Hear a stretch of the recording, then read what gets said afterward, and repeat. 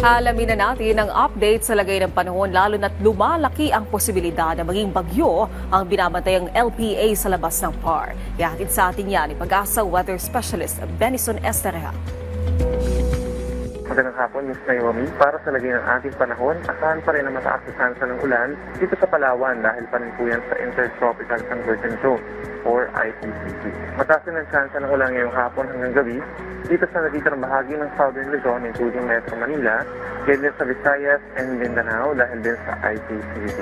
Ang shear line naman ay yung banggaan ng easterlies at ng amihan, magdadala ng kalat-kalat pa rin na ulan at thunderstorms sa Cagayan, Isabela at Aurora. Habang sa Batanes, may mga isolated light rains lang dulot ng northeast monsoon.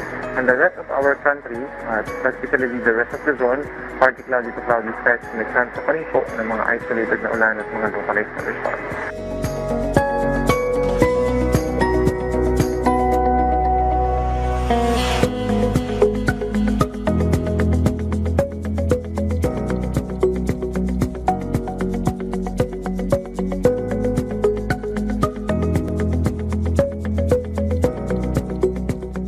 Regarding naman sa low pressure area, huli itong namataan, higit 1,600 kilometers bilangan ng Southern Mindanao.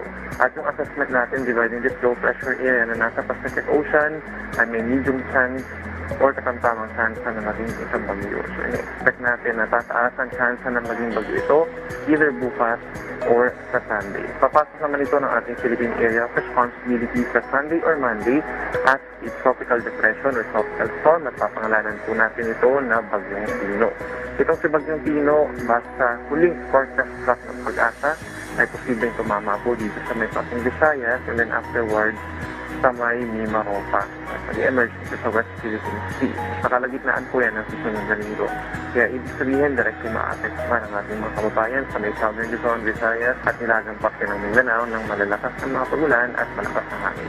Patuloy na magantabay sa update sa Pag-asa, posible pa kumabago yung senaryo natin regarding sa nasabing sama ng panahon.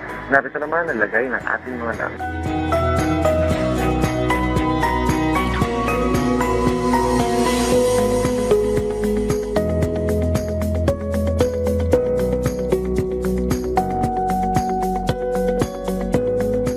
Ako muli si Benison Estereha, magandang hapon. Maraming salamat Pag-asa Weather Specialist Benison Estereha.